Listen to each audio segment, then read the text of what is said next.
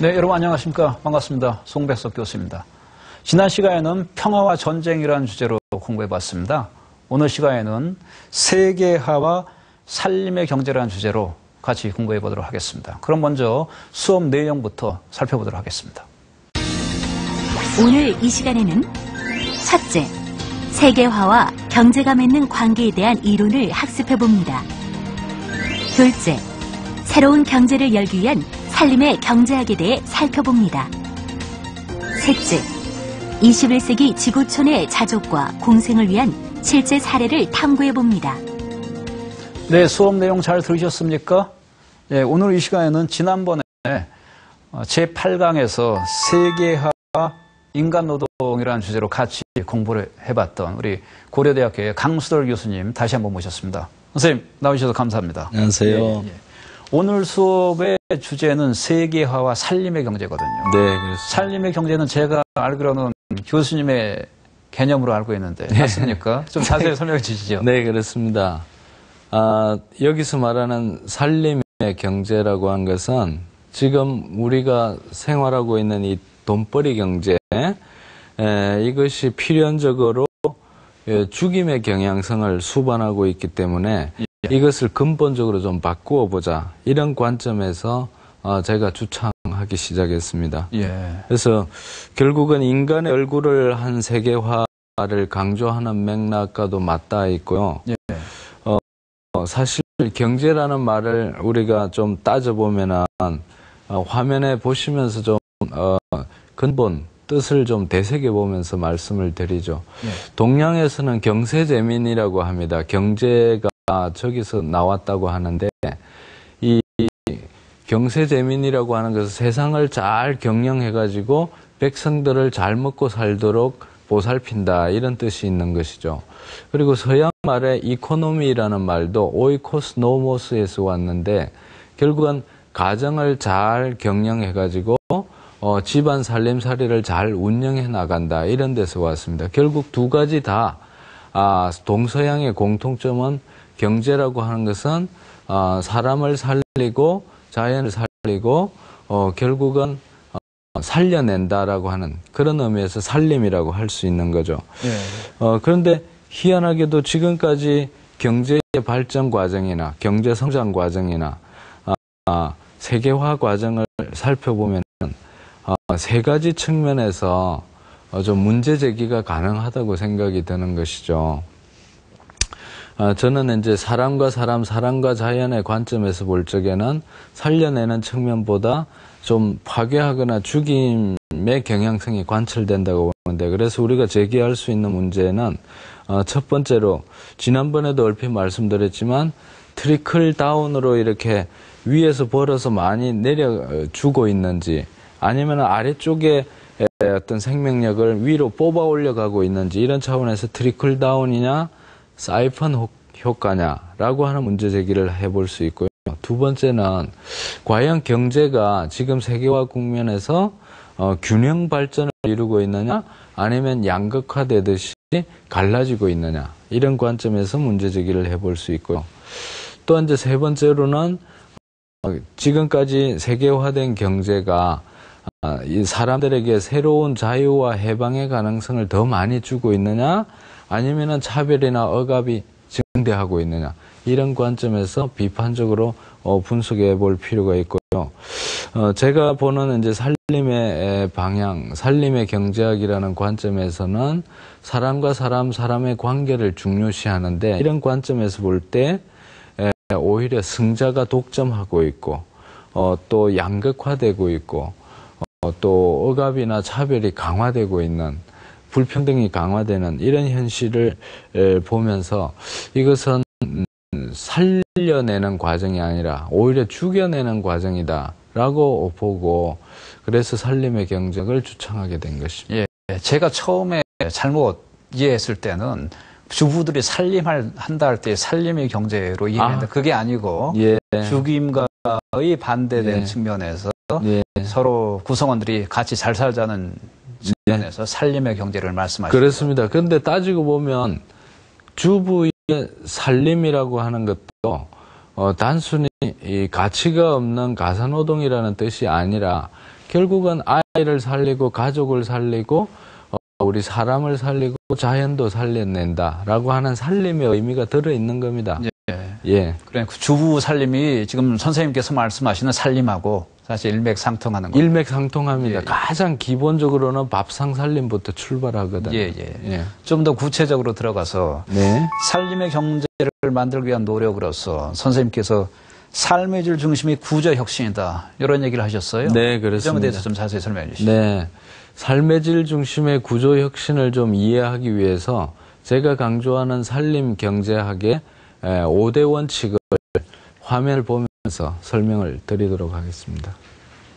화면에서 보시다시피 살림의 경제학이 강조하는 5원칙은 생명 살림의 원칙, 계속 살림의 원칙, 서로 살림의 원칙, 스스로 살림의 원칙, 내면 살림의 원칙, 이렇게 5가지로 되어 있거든요. 이런 원칙에 근거해서 사람과 사람, 사람과 자연, 그리고 우리 사람과 내면이 균형과 조화를 이루기 위해서 좀 더 구체적인 프로그램이 필요하지 않겠습니까? 이것을 저는 삶의 질 중심의 구조 조정이다, 구조 혁신이다, 이렇게 부릅니다. 그것은 기존의 구조 조정이라고 하는 것이 늘 경쟁력 중심의 구조 조정이었어요. 그렇죠. 그러다 보니까 경쟁의 법칙에 따라서 인건비와 원료비를 줄이려고 하다 보니 끊임없이 사람과 자연을 억압하거나 훼손하거나 차별화시키는 과정들이 존재했던 거죠. 그래서 저는 이제 삶의 질 중심의 구조 혁신이 필요하다고 강조하는데 이것은 크게 5가지 내용으로 이루어집니다. 첫째는 우리가 이 노동시간 단축을 해서 일자리를 광범위하게 나누는 것이 고용 대책에도 도움이 될 뿐만 아니라 노동자들의 삶의 질을 향상하는 데도 도움이 되고 궁극적으로는 그렇게 좀 더 여가 시간을 많이 쓰고 창의적인 활동을 함으로 말미암아 다시금 생산 과정에 왔을 적에도 훨씬 더 노동의 질을 높일 수 있다. 그런 의미에서 노동시간 단축을 통한 일자리 나누기가 첫 번째고요. 두 번째는 주거나 교육, 의료 문제를 사회 공동체적으로 해결해 나가자. 그러면 우리가 개인적으로 부담해야 하는 생활비가 훨씬 덜 들지 않겠느냐. 바로 그렇게 되는 것이 복지국가다라고 생각하고요. 여기서 잠깐 세계 각국이 사회복지 지출을 어느 정도 하고 있는지 화면을 통해서 보면서 설명을 드리기로 하겠습니다. 표에도 나와 있다시피 스웨덴 같은 나라는 사실은 우리가 생활 비용 중에서 사회복지 지출이 50%에 육박하고 있습니다. 그리고 우리나라가 가입해 있는 OECD 평균으로 볼 적에도 30% 정도가 사회복지 비용으로 지출이 되기 때문에 내 개인이 부담하는 비중이 굉장히 적다는 거죠. 그런데 한국의 경우에는 단지 7 내지 8% 정도만이 공공적인 지출로서 내 개인 생활비가 부담이 되고 있고 사회복지비 지출이 저만큼 적기 때문에 개인이 부담해야 되는 정도가 많다는 것이죠. 그러다 보니까 사람들이 더욱더 장시간 노동에 시달리고 여가 시간이 없기 때문에 자녀와의 대화나 소통이 적어지고 그래서 더욱더 가정의 불화도 많아지고 있거든요. 그래서 주거, 교육, 의료 문제만큼을 사회복지 차원에서 공동체적으로 해결해내는 것이 두 번째 내용이고요. 세 번째는 개성 있는 평등화를 주창합니다. 그것은 우리 모든 아이들이 태어날 때처럼 다 보석 같은 존재다 이거죠. 귀한 존재죠. 그런데 동일한 시험으로 줄 세우기 시작하면서부터 좋은 아이와 안 좋은 아이로 갈라지지 않습니까? 그것을 예방하기 위해서 고등학교는 물론이고 대학도 그리고 나중에는 직업까지도 각 아이들의 개성을 반영해서 공부하고 사회에 나오면 비슷하게 대접해주는 그런 내용의 구조 혁신이 필요하다. 지금 말씀하신 건 서로 살림의 원칙을 말씀하시는 그렇습니다. 거죠? 서로 살리고 또 계속 살기 위해서도 필요하다는 거죠. 네 번째는 유기농법으로 곡물이나 과일이나 채소를 생산하는 농민들을 공무원 대접해야 된다라고 보는 것이 삶의 질 중심의 구조 혁신에 또 들어 있습니다. 그것은 가정에서 따뜻한 밥상을 차려주는 어머니의 손길처럼 우리 사회의 밥상을 차리는 분들은 농민들이거든요. 네.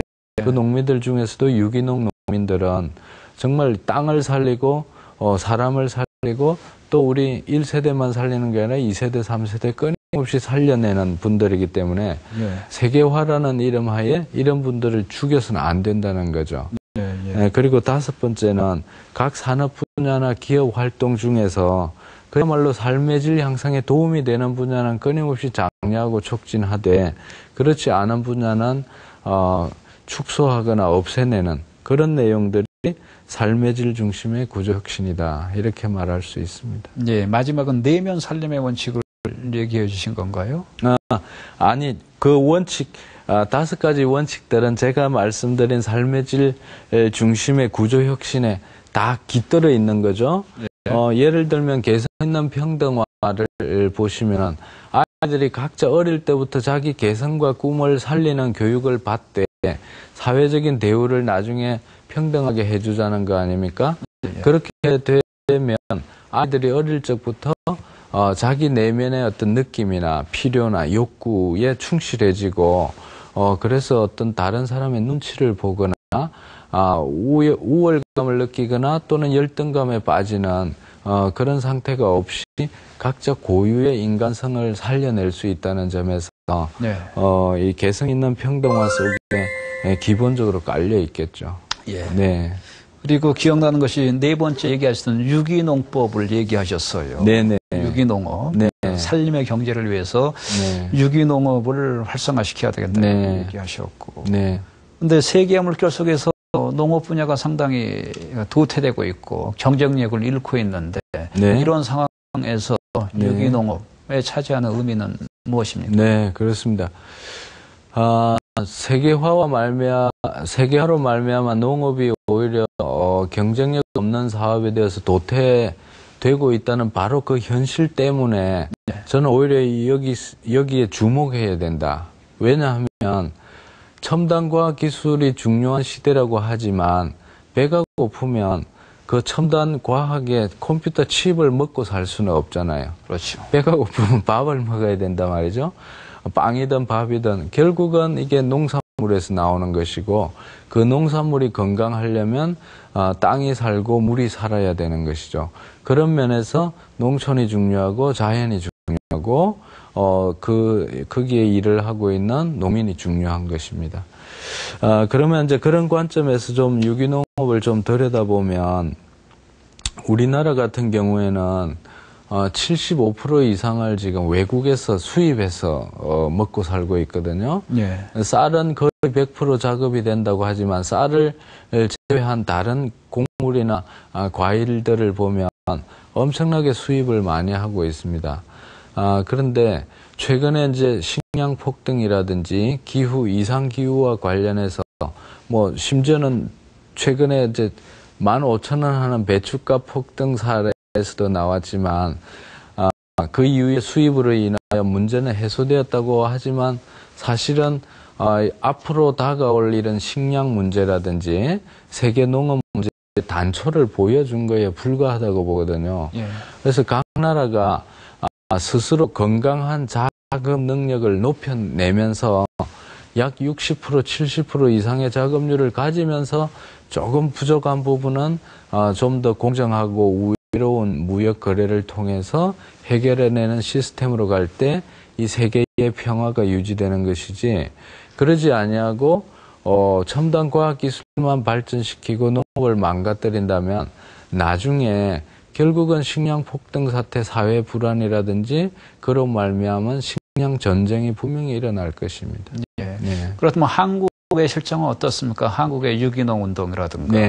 이런 농촌 살리기 운동에 대해서 좀. 네, 그렇습니다. 그동안 이제 이런 문제점을 많이 느끼신 분들이 유기농업 운동을 하기도 하고 귀농 운동을 하기도 해서 그나마 예전보다는 많이 나아지고 있지만 전체적으로 볼 때는 아직도 미흡합니다. 근데 이제 그동안 해오신 분들의 운동을 보면 80년대 이후로 한살림이나 가톨릭 농민회를 중심으로 해서 유기농 운동이나 농촌 살리기 운동이 전개되어 왔고요. IMF 직전인 96년도에는 전국 귀농운동본부가 출범해서 귀농학교도 개설해서 몇 개월짜리 교육을 체계적으로 시키고 있고, 귀농하시는 분들에게 오프라인이나 온라인 상으로 여러 가지 도움을 주고 계시죠.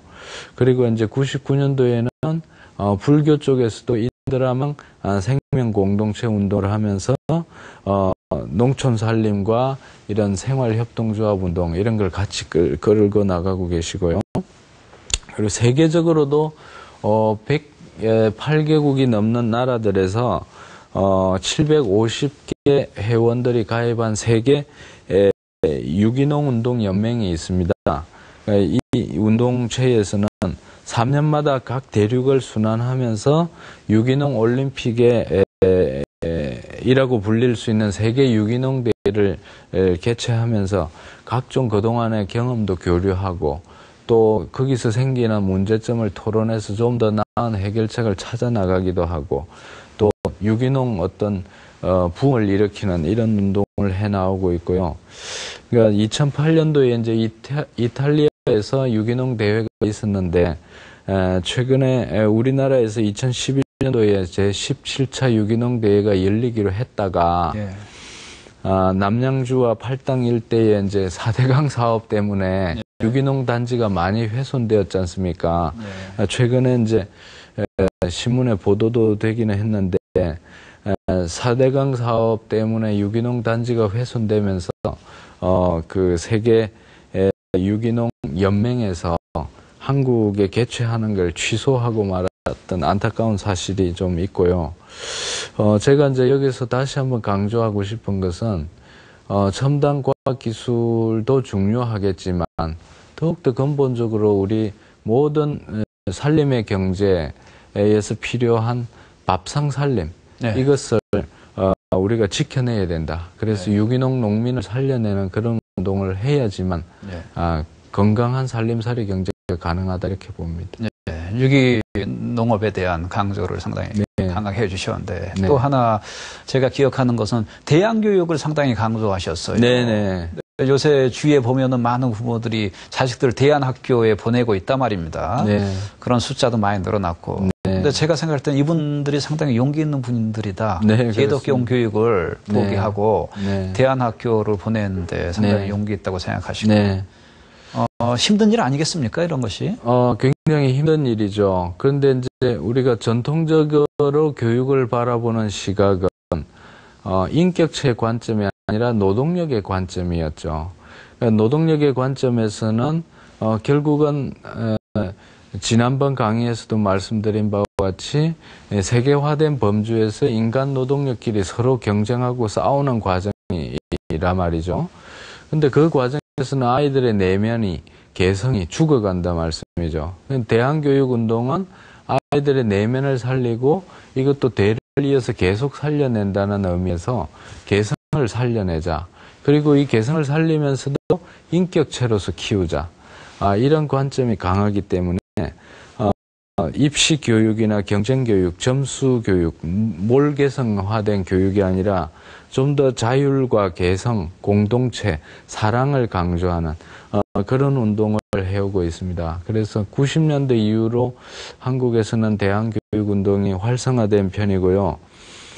2010년 현재 우리나라에서는 이런저런 대안학교를 다 합치면 한 150개 정도가 됩니다. 이런 학교에 아이들을 보내고 있는 부모님들은 대단히 용기 있는 분들이죠. 그 모든 분들의 공통점은 아이들을 개성을 살려주고 또 공동체적인 마인드를 가진 인격체로 키워내자. 이런 관점을 공통으로 갖고 있습니다. 그런 분들은 상당히 아까도 말씀드렸습니다만 용기 있는 선택이 아닌가 그런 생각이 듭니다. 그렇다면 또 하나 선생님께서 강조하신 게 협동조합을 활성화시켜야 된다 이렇게 얘기했는데 상당히 21세기 디지털 시대에 협동조합이 생산적인 측면에서 얼마나 우리한테 도움을 줄 수 있는가 이런 생각을 해보는데 제가 크게 잘못 생각하고 있는 것이죠 지금? 지금 이제 살림의 경제학 5대 원칙 중에 서로 살림이라는 원칙이 있는데요. 예. 협동조합은 어쩌면 서로 살림 원칙에 가장 충실한 그런 어떤 구체적인 활동이라고 봅니다. 뭐 말씀하셨다시피 세계화된 경쟁 속에서는 전부 다 각자 흩어져 가지고 자기 자신의 경쟁력만을 높이려고 하는데, 사실 따지고 보면 그 과정에서 행복하기보다는 스트레스를 더 많이 받고 있지 않습니까? 그렇죠. 그런 의미에서 이제 제레미 리프킨 선생님도 최근에 그 공감의 시대라고 하는 새 책에서도 강조하고 계신 바처럼 앞으로는 경쟁의 시대가 끝나고 서로 연대하고 협동하고 공감하는 시대가 올 것이다, 이렇게 내다보고 있거든요. 그러니까 이제 협동조합은 그런 면에서 어쩌면 굉장히 오래된 이야기 같지만 일종의 오래된 미래라고 할 수도 있죠. 그래서 농민들이 협동조합을 만들어 왔던 것처럼 서로 협동하고 생산자와 소비자가 협동해서 나아가는 것이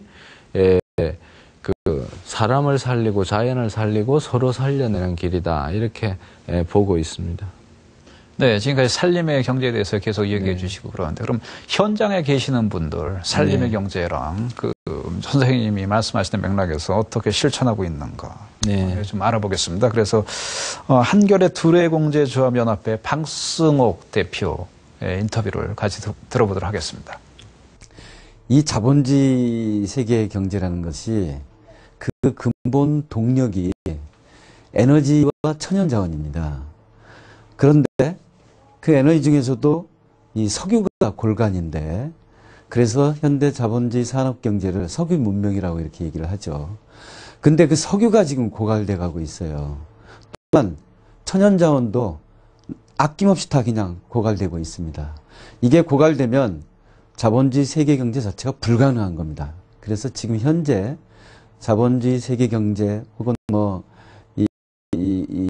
산업 문명이라고 하는 것은 지속 불가능한 경제입니다. 강수월 교수가 얘기하는 지속 가능한 경제의 핵심이 그런 협동조합이나 공동체라고 그러는데, 그걸 잘 보여줄 수 있는 사례가 있습니다. 그래서 이 1990년대 초에 이런 석유 고갈 사태보다도 더한 석유 중단 사태를 겪은 북한과 큐바를 보면 우리가 그걸 잘 알 수가 있는데요. 1990년대 초에 구울소로부터 석유 공급이 딱 중단됐습니다. 두 나라가. 딱 중단되니까 두 나라의 산업 생산이 마비돼 버렸습니다. 그리고 핵심적으로는 이 농업 생산이 확 줄어들게 되었습니다. 왜냐하면 현대 농업은 석유로 만든 농업이기 때문에 그렇습니다. 우리가 쉽게 얘기하면 씨앗에서부터 논밭을 갈고 비료, 농약, 보관, 운송 모두 다 석유인데, 이걸 계산하면 우리가 먹는 한 끼 식사의 90%가 석유입니다. 그런데 북한과 큐바에 석유 공급이 끊어지니까 곡물 생산이 확 떨어지게 되고, 그래서 결국은 외국의 원조에 의존하거나, 그래서 우리가 잘 알고 있는 바와 같이 북한은 수많은 사람들이 굶주려 죽었습니다. 근데 큐바는 그와 다르게 풍요롭진 않지만 짧은 시기에 유기농으로 전환을 해서 적어도 굶어 죽는 사람은 안 생겼습니다. 이 차이가 바로 공동체의 차이입니다. 큐바에는 소농과 지역 공동체가 살아 있었습니다. 근데 북한에는 이 수령과 당과 인민 사이에 자립자치의 지역 공동체가 없어져 버렸습니다. 국가가 이걸 없앴습니다. 소농도 없애고 전부 이 농민들도 말하자면 국영농장의 농업 노동자로 만들었습니다. 그래서 다 식량 생산이 없고, 그러니까 국가가 식량도 안 주고 석유도 안 주고 비료도 안 주고 농약도 안 주니까 큐바 사람들은 굶어 죽지 않기 위해서, 탈출하기 위해서 그 지역 공동체가 살 길을 모색을 해서 그런 당한 인민들의 창의성이 살려져서 도시덮밥 운동도 하고 유기농 전환을 했던 겁니다. 그런데 북한 인민들은 오직 수령과 당의 지시명령을 기다리고 있었어요. 기다리고 있다가 그냥 굶어 죽은 겁니다. 여기서 알 수 있듯이 우리가 그런 위기 상황, 이런 경제, 특히 강력한 사회 전망은 그런 자립자치의 지역 공동체입니다. 그래서 저는 강수월 교수가 얘기하신 협동조합이나 지역 공동체, 자립자치의 지역 공동체가 지속 가능한 경제에 이 지속 불가능한 자본주의 산업 경제를 대신하는 유일한 길이라고 생각을 합니다. 예, 박승옥 대표 얘기 잘 들으셨습니까? 예, 선생님, 박순혁 대표께서는 예. 교수님의 살림의 경제학에 대해 상당히 그 지지를 보내고 상당히 공감하는 그런 모습을 예. 보이는 것 같습니다. 그러면 계속 자 살림의 경제학과 에너지 얘기를 좀 언급했거든요. 박순혁 대표도 에너지 문제, 살림의 경제학과 에너지 문제 어떤 관련이 있습니까? 박승욱 선생님 말씀대로 18세기 후반 이후로 지금까지 전개되어 온 자본주의 경제의 핵심은 기계의 사용이고 기계의 사용의 뒷면에는 화석 에너지가 들어있는 거죠. 그래서 석유로 상징되는 화석 에너지가 지금 정점에 치닫고 있고 이것이 정점을 지나서 이제 하향 곡선을 그리게 될 즈음에는 세계적인 파국이 온다고 예견되고 있는 거죠. 그런 의미에서 이미 1960년대 말이나 70년대 초에 로마 클럽이라든지 프리츠 슈마커 박사가 작은 것이 아름답다라는 책을 통해서 이런 재생 불가능의 한 에너지를 사용을 줄여내고 재생 가능 에너지, 중간 기술, 소규모, 자율적인 경제 이런 것들을 많이 강조해 왔던 거죠. 우리나라에서도 에너지 문제의 심각성을 깨닫고 2000년대에 에너지 대안센터라는 어떤 NGO가 출범했습니다. 그래서 태양광이라든지 풍력이라든지 이런 다른 자연적인 에너지를 이용해 가지고 에너지를 만들어내자는 실천 운동을 하고 있고요. 이 지점에서 그 재생 가능 에너지라고 하는 게 그 비용이 어느 정도 드는지 잠깐 화면을 보면서 설명을 드리도록 하겠습니다. 예. 화면에 나와 있다시피 그래프가 이제 오른쪽으로 내려가고 있는데요. 그것은 이런 그 풍력이라든지 태양광이라든지 조력이라든지 지열과 같은 이런 자연의 힘을 활용해 가지고 만들어내는 에너지의 생산 비용이 갈수록 낮아지고 있거든요. 여기서도 우리가 느낄 수 있듯이 이런 지금까지 화석 연료를 사용한 에너지보다는 자연 에너지의 어떤 미래 전망, 계속 살림의 원칙 이런 거에 부합하는 측면이 있고요. 그래서 앞으로 이런 측면을 많이 키워내야 된다고 생각을 합니다. 네, 그러니까 살림의 경제학을 얘기하시면서 살림의 경제학 5원칙도 얘기해 주셨고 지금 또 에너지 문제까지 그렇습니다. 얘기해 주셨습니다. 그러니까 살림의 경제학의 이 패러다임이 그냥 협소한 것이 아니라 전체를 포괄하는 그렇습니다. 새로운 방향이라 이런 생각이 드는데 또 한 가지 생각나는 것이 지역 화폐가 필요하다 이런 말씀하셨어요. 그렇습니다. 쉽게 이해되지 않습니다만 무슨 말씀이신지. 네. 지역 화폐는 한마디로 말하면 중앙은행권에 대비되는 공동체 화폐다 이렇게 말씀드릴 수 있고요. 이것은 우리가 보통 알고 있는 돈처럼 생각하기보다는 그 공동체적인 거래를 상징적으로 표시해주는 기호다 이렇게 보시면 좋을 것 같아요. 우리 보통 쓰는 중앙은행권은 교환 가치 중심이에요. 이것이 다른 금을 사거나 다른 나라 돈을 살 때 얼마만큼의 가치를 지니느냐 하는 것인데 이 지역화폐 개념은 사용가치 중심이에요. 내가 제공하는 물품이나 어떤 서비스나 어떤 노력이 이웃에게 얼마나 쓸모있는 유익한 것인가 이런 관점에서 이제 바라보는 것이고요. 예, 그 얘기가 조금 어렵게 들릴 수도 있는데 이를테면은 중앙은행권 우리가 보통 흔히 쓰는 돈 중앙은행권을 통해서 우리의 관계라는 거는 그야말로 시장에서의 A와 B의 상품으로서의 관계 그렇습니다. 이런 거지만 지역 화폐라는 거는 그 지역 내에서 공동체 내에서 홍길동이 누구이고 그렇습니다. 쓰는 그 지역 화폐를 쓰는 순간에 홍길동이 누구이고 김영수가 누구이고 이런 상당히 사용 가치 원래 그 사람의 가치 이러한 거를 존중해 주면서 거래가 일어나는 것이다. 이렇게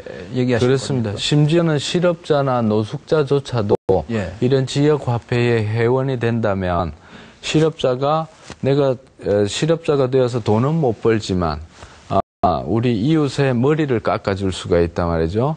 머리를 깎음을 받은 사람은 또 다른 제3자에게 강의를 해줄 수가 있고 또 강의를 받은 사람은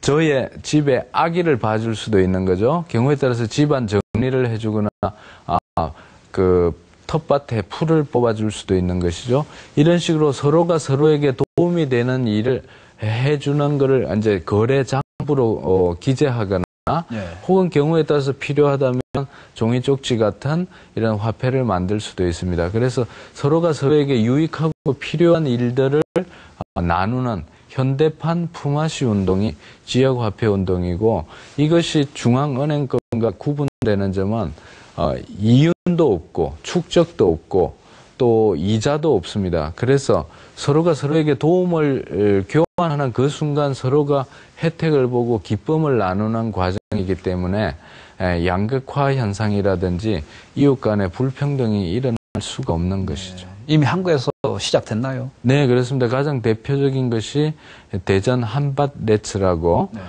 지난 한 10년 동안 회원수가 10배 이상 증가했고요. 거래수나 범위도 점차 넓어지고 있어서 거기에 참여하고 있는 회원들은 상당히 공동체적인 관계를 복원하면서 이웃 사랑을 느끼고 있죠. 예, 네. 그 얘기 하시니까 지난번에 노벨 평화상 타셨던 인도에서 일하시는 교수분이지 않습니까? 예, 유누스 총재입니다. 예, 그 유누스 총재는 이제 지역 화폐하고는 조금은 다르지만 그라민 은행이라고 하는 마을 은행을 만들어 가지고 소액 대출을 합니다. 그래서 무담보 소액 대출인데 농촌의 가난한 여성들을 위해서 자립할 수 있도록 적은 돈을 빌려주되 한 몇 명이 같이 모여와 가지고 암소 한 마리, 닭 몇 마리를 키워 가지고 이것을 훈련해서 스스로 자립할 수 있도록 도와주는 그런 새로운 금융 시스템을 말하는 것이죠. 네, 좋습니다. 또 살림의 경제 말씀하시면서 공정무역을 말씀하세요. 네. 공정하게 무역을 한다는 뜻입니까? 네, 그렇습니다. 공정무역은 세계적인 차원에서 거래를 하되 가능하면 값싸게 다른 나라 물건을 값싸게 사고 가능하면 내 물건은 비싸게 팔아먹자라고 하는 것이 세계 무역의 논리로 되어 있는데, 이것은 경향적으로 사람과 자연을 죽인다고 보는 것이죠. 반면에 공정무역은 최근에 이제 공정무역 커피라든지 공정무역 초콜릿 같은 사례에서도 나타나듯이 원 생산지 농민이나 노동자들에게 정당한 대가를 치르고 사오자.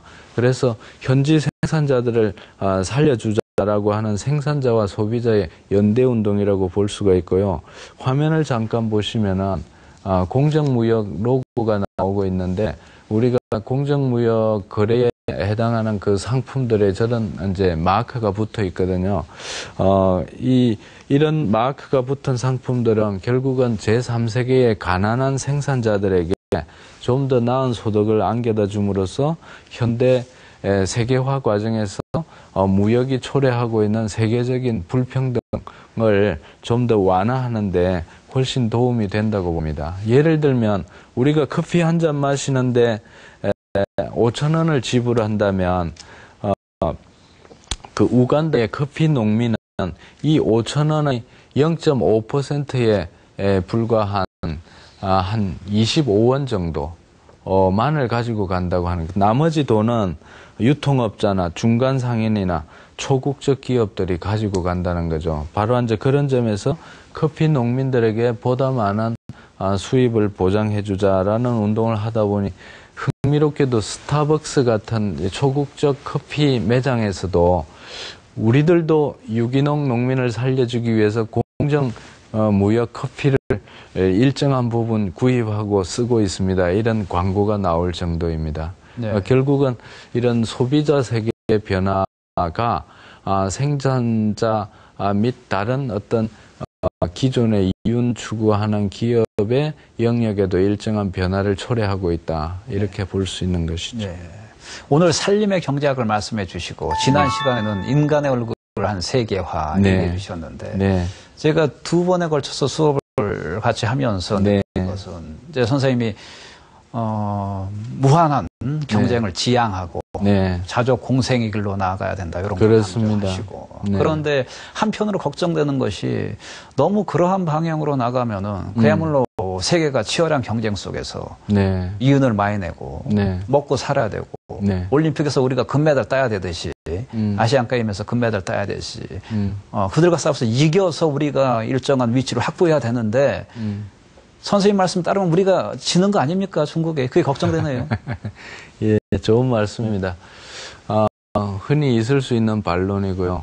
올림픽이나 아시안 게임에서 금메달은 따고 싶은 마음은 제가 뭐 간절한 부분에서는 인정하지만 그것은 금메달 따도 그만이고 안 따도 그만이거든요. 근데 예. 세계의 치열한 경쟁 상황에서는 지게 되면 멸망하는 겁니다. 기업이 경쟁해서 지면 망하는 거죠. 그럼 우리는 항상 이길 줄만 알고 생각하고 그렇게 나가자라고 하는데 내가 이기면서 저쪽을 지게 만들면 저쪽의 사람들은 죽어나가는 것이고 그 경쟁에서 내가 지면 내가 죽어나가잖아요. 그러니까 세계 전체 경쟁에서 살아남는 강자들은 20%밖에 안 된다는 거죠. 그러니까 나머지 80%도 생각하면서 가자고 하는 경제가 살림의 경제학이라면 오로지 승자 10%나 20%만이 만을 바라보면서 마치 우리 모두가 노력만 하면 거기에 다 들어갈 수 있을 것처럼 착각하거나 속이면서 가는 경제가 지금 현재 벌어지고 있는 경제라는 겁니다.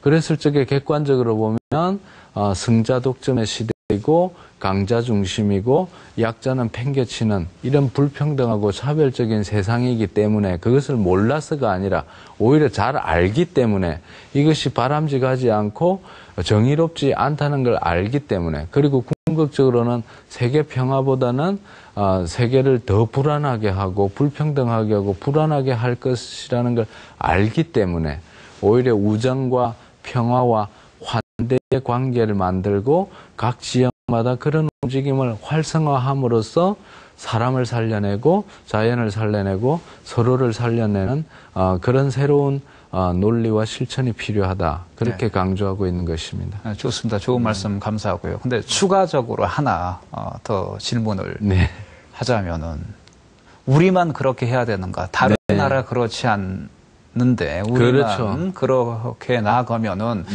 또 되는 것이 아닌가? 이러한 걱정이 끝까지 남는데 어떻게 한마디 해주시겠습니까? 두 가지 차원에서 말씀드리면 바로 최근에 G20과 같은 국제회의에서 바로 이런 논의를 해야 된다는 것이죠.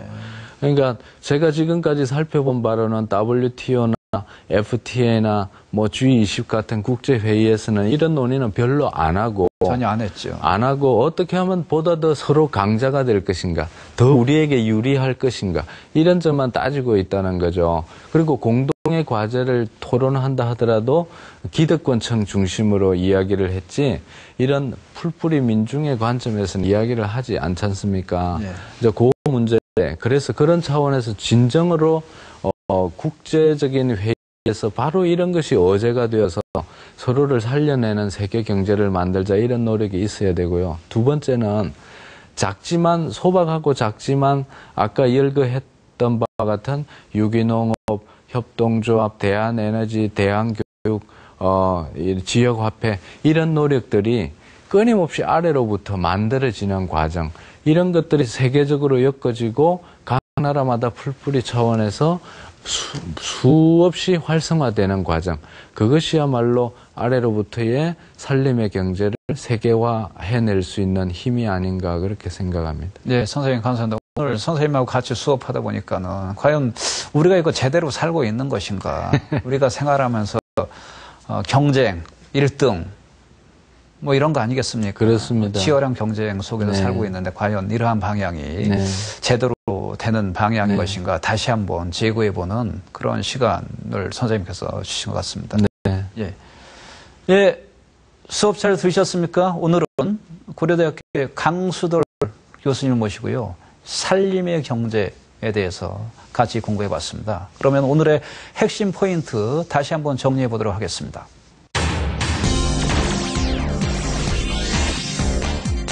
세계화와 경제의 관계에 대한 이론적 쟁점에는 첫째, 트리클 다운이냐 사이펀 효과냐, 둘째, 균형 발전이냐 양극화냐, 셋째, 자유와 해방이냐, 억압과 구속이냐 등이 있습니다. 대안으로서 살림의 경제학은 첫째, 생명살림, 계속살림, 스스로살림, 서로살림, 내면살림의 5가지 원칙을 기초로 합니다.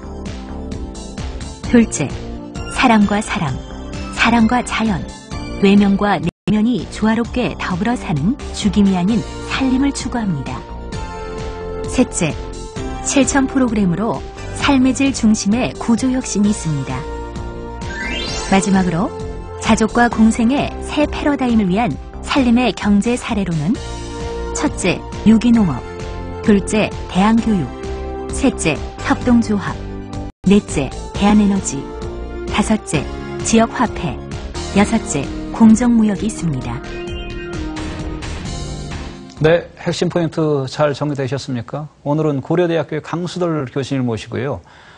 살림의 경제, 세계화와 살림의 경제에 대해서 같이 공부해봤습니다. 오늘 수업의 의의는 과연 우리가 살아가는 방향이 제대로 된 방향인가 다시 한번 생각해보는 그런 기회를 주는 것 같습니다. 신자유주의 물결 속에서 사람과의 사람의 관계, 사람과 자연의 관계가 죽음의 방향으로 치닫고 있는 것이 아닌가 다시 한번 재고해 볼 필요가 있고요.